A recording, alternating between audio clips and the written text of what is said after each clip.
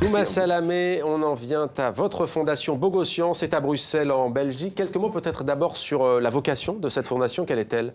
Oui, alors la Fondation Bogossian a choisi de faire son siège à Bruxelles, dans la Villa en Pin, une maison classée qui a été construite en 1934. Et sa mission, sa vocation principale est de créer des liens, des ponts entre l'Orient et l'Occident et d'utiliser finalement la culture et l'art comme porte d'entrée du dialogue interculturel. Alors justement, puisqu'on la voit, cette maison, ce beau bâtiment, c'est de l'architecte suisse Michel Pollack. Quelques mots sur l'édifice qui est en lui-même une œuvre d'art, hein. Absolument. Donc la Villa en Pin est un bâtiment qui a vécu toutes les histoires, donc qui a été construit, qui est un pur chef-d'œuvre art déco et qui ensuite a été finalement investi par la Gestapo pendant la guerre, puis c'est devenu une ambassade russe. C'est une maison qui a eu plusieurs vies et qui a été en fait vandalisée et abandonnée dans les années 80. Et la famille Bogossian, qui est une famille en fait de joailliers sur 6 générations, a décidé de l'acquérir et de la restaurer sans faire aucune concession sur la qualité des matériaux, des marbres, des boiseries. C'est vraiment un lieu assez extraordinaire.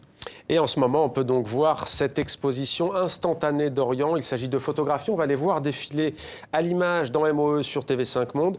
D'abord, le principe général peut-être de cette exposition, quel est-il? Alors, en quelques mots, on a décidé de faire une collaboration avec l'Institut du monde arabe et de reprendre finalement cette biennale des photographes, mais d'en faire un condensé que j'espère percutant. En tous les cas, c'est un très bel accrochage, mais au lieu de présenter une centaine d'œuvres et une cinquantaine d'artistes, on a sélectionné uniquement 6 artistes. De la Tunisie à l'Arabie Saoudite en passant par le Liban et la Syrie. Et donc on présente voilà, un certain regard du monde arabe. Alors il y a certains paysages, on les a vus défiler, pas beaucoup de visages, si ce n'est celui de quelques adolescentes. Ça mérite d'ailleurs un peu de décryptage, vous allez nous le dire. Prenons les photos qui défilent, on a vu cette sorte de désert notamment à l'horizon. Qu'est-ce que ça représente? Alors ça c'est un travail d'un artiste syrien qui est aujourd'hui exilé à Doha et qui travaille sur la problématique de la migration, de l'exil et qui va dans le désert pour voir finalement les altérations de toutes ces problématiques migratoires et évidemment des conflits. Lui travaille vraiment sur l'idée de l'exil forcé. On a aussi par exemple cette artiste libanaise qui est installée aux États-Unis qui s'appelle Rania Matar qui elle travaille sur qu'est-ce que c'est que devenir une femme au Moyen-Orient. Et donc en fait elle fait poser des jeunes libanaises soit des Libanaises, soit des jeunes Palestiniennes qu'elle va trouver dans des camps de réfugiés au Liban. Et elle revient les prendre en photo à plusieurs années d'intervalle. Donc la série s'intitule Becoming. On voit l'une des photos à l'image, on en verra sans doute une autre tout à l'heure. Et donc on suit finalement ces jeunes filles au fil des années. Et si vous voulez, elle réfléchit sur ce que c'est que la représentation de la femme, du corps, de la sexualité. Voilà, qu'est-ce que c'est qu'être une femme aujourd'hui au Moyen-Orient? Comment son travail a été accueilli? Parce qu'on a parfois des adolescentes qui font des poses qui sont plutôt celles d'adultes en tous les cas. Tout à fait, c'est une question tout à fait juste. Elle a beaucoup travaillé avec ces jeunes pour justement qu'elles ne posent pas trop, c'est-à-dire pour sortir de cet effet selfie ou de poses un petit peu caricaturales qui vont être dictées par, je dirais, la publicité ou autre chose. Donc elle joue sur, elle ne sourit pas beaucoup, elle regarde intensément, c'est assez troublant. On a d'autres images qui défilent. Peut-être une dernière que vous pouvez nous commenter. On voit cet intérieur, ce hall avec cette étoile. Celle-ci, elle représente quoi? Alors, si je ne m'abuse, c'est un photographe allemand qui s'appelle Stefan Zobiter, qui, lui, en fait, a une très grande proximité avec ces sujets. Il est obsédé par les vieux cinémas, tout à fait kitsch du Moyen-Orient. Donc, il tourne tout autour de la Méditerranée à la recherche, par exemple, de Tripoli, à Tripoli, un cinéma qui s'appelle Byblos. Et il va, retrouver ces endroits qui parlent d'un passé révolu.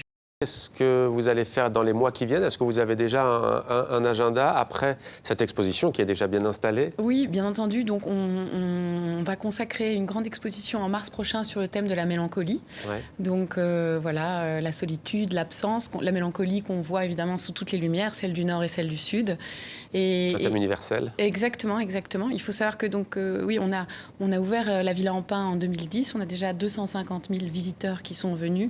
Et l'objectif avec la programmation donc de différents concerts, conférences, etc., c'est d'inviter le plus de monde possible. Quand vous dites le plus de monde possible, est-ce que c'est aussi peut-être populariser certaines expositions? On sait que Bruxelles a connu elle aussi des attentats, qu'il y a des quartiers, même une commune bruxelloise, Molenbeek, qui a été beaucoup stigmatisée. Est-ce que l'idée, c'est aussi d'ouvrir un maximum? Est-ce que, par exemple, vous organisez des visites pour les scolaires?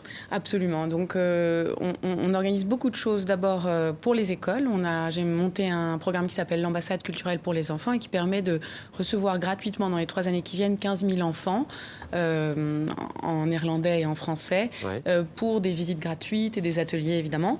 On a mis en place, évidemment, aussi des actions spécifiques avec certaines communes qu'on qualifie de difficiles à Bruxelles. Donc, on a mis en place un programme avec l'Université populaire d'Anderlecht, évidemment aussi avec Molenbeek, Laken, etc. On s'occupe aussi des réfugiés. On a monté un gala, on a récolté 250 000 € l'année dernière pour les réfugiés syriens. On organise aussi des visites pour les primo-arrivants en arabe, quand c'est possible. Donc, vraiment, on fait un travail de terrain pour essayer justement de rapprocher les gens. Voilà.